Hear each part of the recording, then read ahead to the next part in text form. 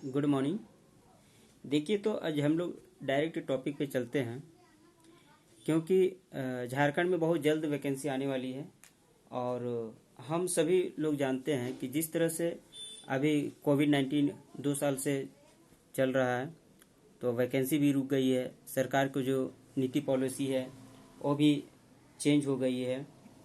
तो घबराएं नहीं, अभी हम लोग अच्छे से पढ़ाई करें। ये नहीं कि वैकेंसी नहीं आ रही है और नहीं होगा, क्या होगा नहीं होगा, इतना एज चला जा रहा है या एज क्रॉस हो गया है, जो फॉर्म भरे थे वो भी कैंसिल हो गया है। तो ये सारी चीज़ हम लोग को नहीं देखना है। हम लोग को अपने तरह से पढ़ाई करते रहना है। और इसीलिए मैं लाइव आ रहा हूँ कि अपने जहाँ आप जिसके लिए जो आप तैयारी कर रहे हैं उससे आप अलग रूट ना चेंज करें। इसका मतलब होता है कि आप कुछ दिन इधर जाएं और फिर कोई दूसरा वैकेंसी आए तो उधर जाए, ऐसा बिल्कुल ना करें। दो नाव पे पैर रखना बहुत खतरनाक होता है। तो हम डायरेक्ट चलते हैं पॉइंट पे कि जैसे अभी एक 12 लैंग्वेज दे दिया गया है कि झारखंड में कोई भी आप एग्जाम देंगे, उसमें से आपको इसी 12 लैंग्वेज में से एक लैंग्वेज आपका पेपर रहेगा, जो आपका 100 मार्क्स का रहेगा। इसमें 3 पेपर होंगे। हम थोड़ा रूटीन के बारे में मैं बात कर दे रहा हूँ। इसमें क्या होगा कि एक ही एग्जाम होगा। आप कोई भी एग्जाम देंगे, किसी भी, या वो मैट्रिक लेवल पे हो, इंटर लेवल पे हो, ग्रेजुएशन लेवल पे हो, एक एग्जाम होगा, मात्र एक एग्जाम। आप सोचिए कि आप यूपीएससी भी ज़्यादा टफ एग्जाम आप देने वाले हैं। यूपीएससी में क्या होता है कि हर साल वैकेंसी आती है और लोग सोचते हैं बहुत बड़ा एग्जाम है, सचमुच में बहुत बड़ा एग्जाम है।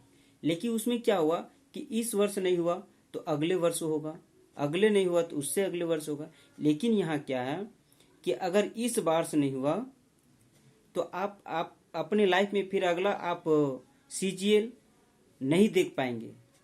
क्यों नहीं देख पाएंगे? कि मान के चलिए आपका अभी एज जो है वो 21, 22, 23 आसपास हो जा रहा है, और आप जान रहे हैं कि झारखंड, जब से झारखंड बना तब से अभी तक सीजीएल का एग्जाम नहीं हुआ। इतनी भारी मात्रा में वैकेंसी है, पर सरकार की जो पॉलिसी है वो कहीं न कहीं ठोस स्थिति में जा रही है। और सरकार बहुत गंभीर रूप से इस पे नज़र गड़ाए हुए हैं। और वैकेंसी आएगी, जरूर आएगी। एकदम कभी भी नेगेटिव ना सोचें, अपने तैयारी को बरकरार रखें। और जब वैकेंसी आएगी और आप पढ़ना शुरू करेंगे, तब तक जो लड़के पढ़ रहे हैं वो आपसे कई गुना आगे निकल चुके होंगे। इसलिए अपनी पढ़ाई को अपनी उसी स्थिति में पढ़े। समझिए कि मेरा 1 महीना बाद, 15 दिन बाद एग्जाम है। यदि अगर वैसे करके आप पढ़ रहे हैं तो आपको सिलेक्शन निश्चित होगी। इसलिए मैं बोलना चाहूँगा कि इसका जैसे सिलेबस के बारे में अगर हम बात करें तो सिलेबस क्या है कि हिंदी और इंग्लिश जो है वो 60 120 नंबर का है। वो सिर्फ आपको पास करना है, उसमें आपको नंबर उसका ऐड नहीं होगा, सिर्फ उसको पास करना है। और उसमें 30% मार्क्स दोनों मिला के लाना है। जैसे आप मान के चलिए, आपको लग रहा होगा कि हमको तो सर इंग्लिश नहीं आता है, सर हम तो इंग्लिश मीडियम से, हमको हिंदी नहीं आता है। इसमें कोई हड़बड़ाने की बात नहीं है।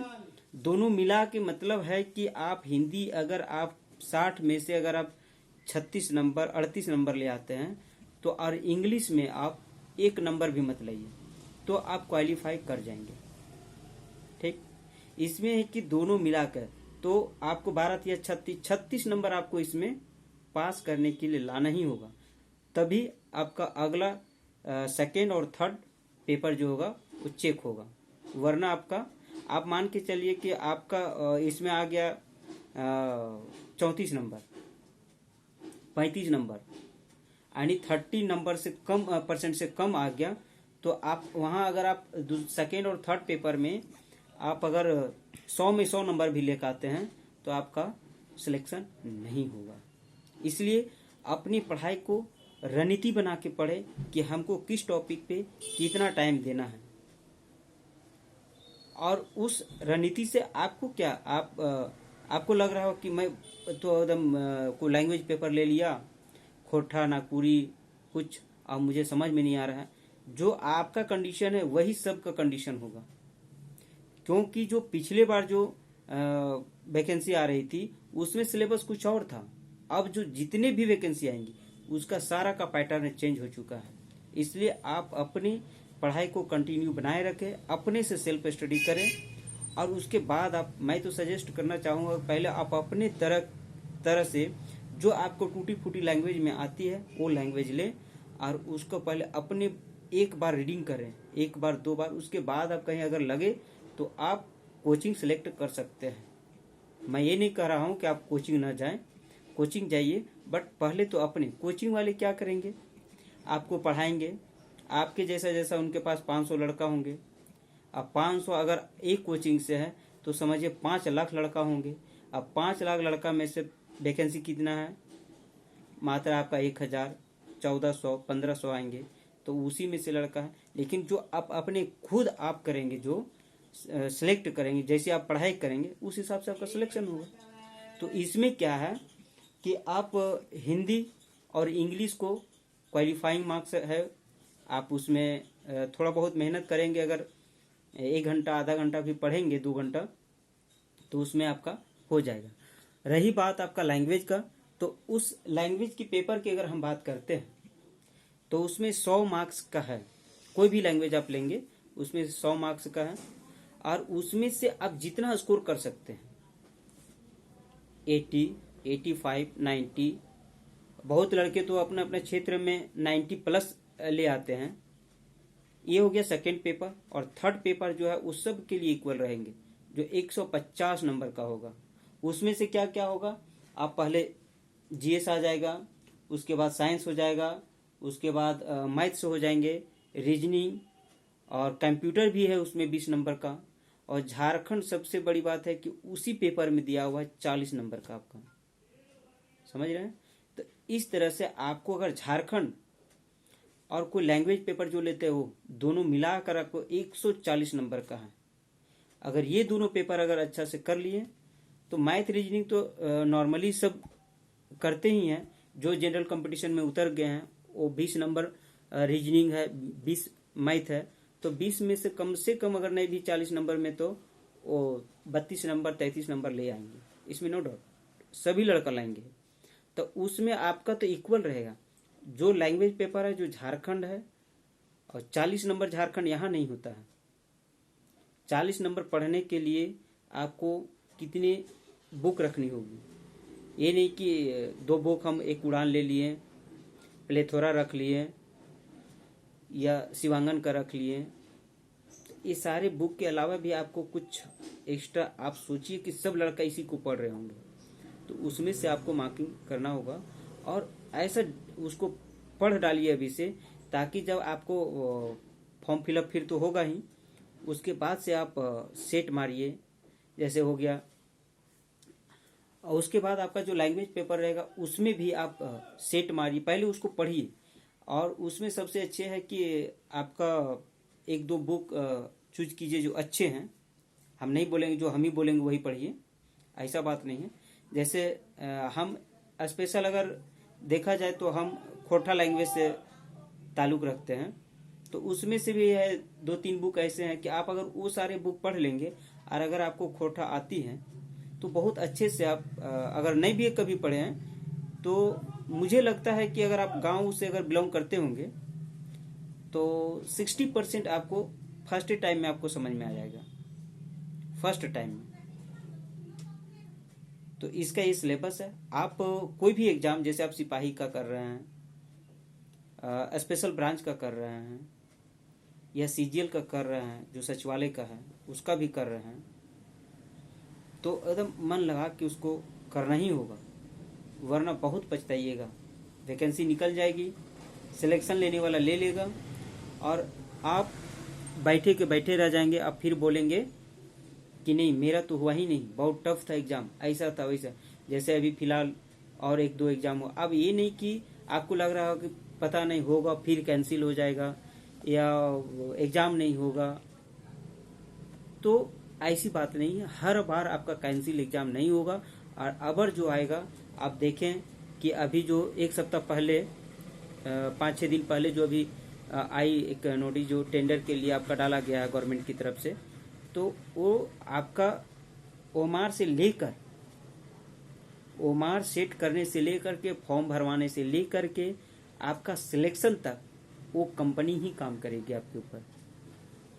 इसलिए वैकेंसी कभी अब रद्द नहीं होगी, एकदम फेयर तरह से आपका एग्जाम होगा और इसमें आप लग जाइए। मैं तो यही कहना चाहूँगा कि अगर पढ़ाई कर रहे हैं तो थोड़ा सजग होकर के पढ़िए, क्योंकि जितना टाइम आपके पास है उतना ही टाइम एक अगला के पास है। हाँ, आप बात रही कैसे पढ़ना है, तो उसमें क्या होगा कि आप जिस समय आप सो रहे होंगे ना, उस समय वो लड़का पढ़ रहा होगा। आप जैसे यूपीएससी का जो कैंडिडेट होते हैं वो इतना आसानी से नहीं रहते हैं। लगता है कि आज तो वो ऐसे पढ़ रहा था, उनके पिताजी ऐसे थे, उनको उनकी माता, आपके पास सारा सुविधा, आपके पास इधर खाना रखा हुआ, इधर पानी रखा हुआ, इधर पैसा रखा हुआ, जो मन है, लेकिन उससे कुछ नहीं होने वाला है। आपका सिर्फ होगा तो आपके मेहनत के बल पे होगा, वरना आपके पूरा फैमिली भी चारों साइड बैठे हुए रहेंगे तो कुछ नहीं कर पाएंगे वो। तो इसी तरह से इसमें पढ़ना है। तो एक छोटा सा टॉपिक हम एक्चुअली हम खोरठा आगे और लेक्चर लेके आएंगे, तो एक छोटा सा टॉपिक हम बता दे रहे हैं इसमें। जैसे आपको लगता होगा कि कहाँ से चालू करें, क्योंकि इतनी सारी बुक है। आप देखिए खोरठा भाषा में लगभग 12-14 गो बुक है उसमें। अब 12-14 गो बुक में से आपको पढ़ना, सारे बुक को पढ़ना है। आप सोचिए 12 गो बुक, जब हम कंपटीशन का तैयारी कर रहे हैं रेलवे और एनटीपीसी के और कोई सिपाही का, तब तो मात्र 2-3 गो एक लूसेंट सफिशिएंट हो जाता है। तो लूसेंट तो सारे के मुंह में बैठा हुआ रहता है। आपको लगता होगा कि लूसेंट छोटा है या हमसे नहीं होगा, लेकिन लूसेंट आपको बता रहे हैं कि 20% लड़के के मुंह में बैठा हुआ रहता है अभी भी लूसेंट। कहीं से पूछिए तो आपको जवाब मिल जाएगा। तो उसके लिए नहीं, आपको अपना सब्जेक्ट पे कमांड कीजिए, और अगर अभी आप सो रहे हैं तो जागिए, उठिए और तैयारी करना शुरू कर दीजिए। तो एक छोटा सा हम खोरठा के बारे में बता दे रहा हूँ कि एक उपनाम और एक मूल नाम के बारे में थोड़ा सा हम एक 10 व्यक्तियों का नाम बता दें। जैसे एके झा, इनको क्या कहा जाता है, ऐसे आएगा आपका। इसमें से 4 ऑप्शन रहेंगे, उसमें आप सेट अगर दे रहे होंगे तो आपको पता होगा, और नहीं भी देंगे तो आगे मिलेगा आपको। कि जैसे पूछ देंगे कि एके झा का उपनाम क्या था, तो इसमें ऑप्शन दे देगा सुरेश कुमार विश्वकर्मा, विश्वनाथ दसौंधी राज, यानी उपनाम राज उनका है।